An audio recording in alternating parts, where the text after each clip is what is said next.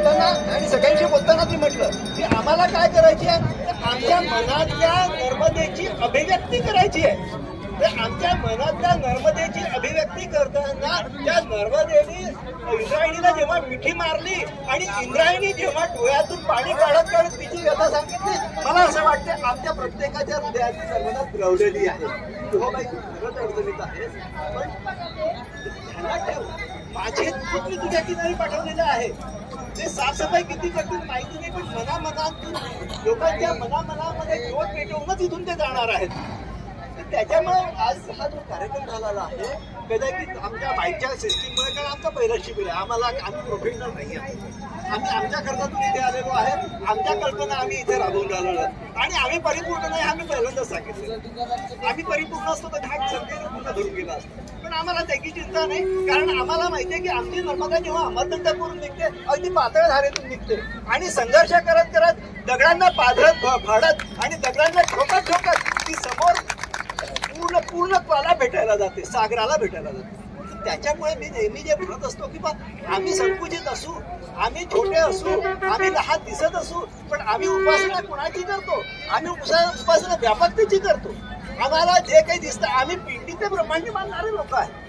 आम्ही नर्मदेला पाहिलं ना, नर्मदा घाटावर आम्ही स्नान केलं आहे ना, नर्मदेचं आम्ही पूजन केलेलं आहे ना, नर्मदेची आम्ही परिक्रमा केलेली आहे ना, तर त्या नर्मदेने आम्हाला शिदोरी दिलेली आहे. आम्हाला ती शिदोरी उलगडून पाहायची आहे. ती उलगडून पाहताना आम्हाला त्याचा गोपालकाला करायचा आहे. ज्याच्याजवळ अलग शिदोरी दिली आहे, त्याच्याजवळ अलग शिदोरी दिली आहे, त्याच्याजवळ अलग शिदोरी दिली आहे, त्या प्रत्येकाची शिदोरी आम्हाला एकत्रित करायची आहे. संघशक्ती कलयुग आहे.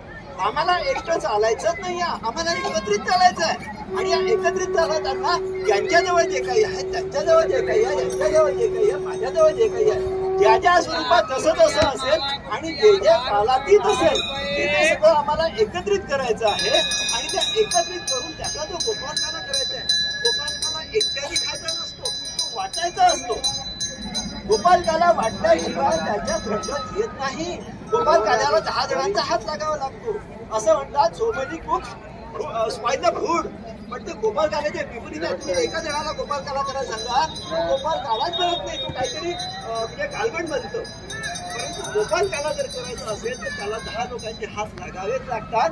आणि आजच्या शिबिरामध्ये ह्या भगिनींनी आपल्या प्रतिनिधी तो आपल्या जवळचा जो शिदोरी होती ती एकमेकांसमोर उघडली आणि ती जनतेसाठी म्हणजे मुक्त करून दिली, आपापल्या पद्धतीने करून दिली. त्याच्यातून जो प्रत्येकाच्या हृदयाची जी ज्योत आहे त्या ज्योतीचा प्रकाश आज ज्ञानेश्वर माऊलींच्या समाधीच्या साक्षीने आज सर्वत्र पसरणार आहे. म्हणून जे म्हटलं ना की बा आम्ही नर्मदेप्रमाणे आहोत. आमची नर्मदा काय करते हो? आमची नर्मदा विद्रोही आहे. खरं सांगतो, विद्रोही हा शब्द तुम्हाला खटकत असेल, पण तरी मी सांगतो, कारण सगळ्यात नद्या पूर्वेकडे वाहतात. नर्मदा म्हणते तुम्ही सगळे तुमचं बाकी ज्ञान वगैरे सगळं घेऊन वाहा, पण मी मात्र विरक्तीचा झेंडा घेऊन पश्चिमेला वाहणार आहे की नाही. हे विरक्तीचा झेंडा आपल्याला हातात घेऊन या ज्ञानेश्वर महाराजांचे वारकरी बनायचे हो. आपल्याला गावोगावी आमच्या ज्या नद्या आहेत त्या नद्यांना सांगायचं, पायांवर तुमचं हे उंगवणं दूर करा, नका त्या माणसांच्या आहारी जाऊ. ठीक आहे, माणूस असेल बाई त्याच्या प्रारब्धानुसार तो करतोय, तुमचं प्रारब्ध तो बिघडवतोय, हरकत नाही. करू नका हो. आमची पूर्ण जीवजंतूंना ती आमची नर्मदा मैया अभय देत असते. तशीच उभय कारण तुम्हाला पण व्हायचं आहे.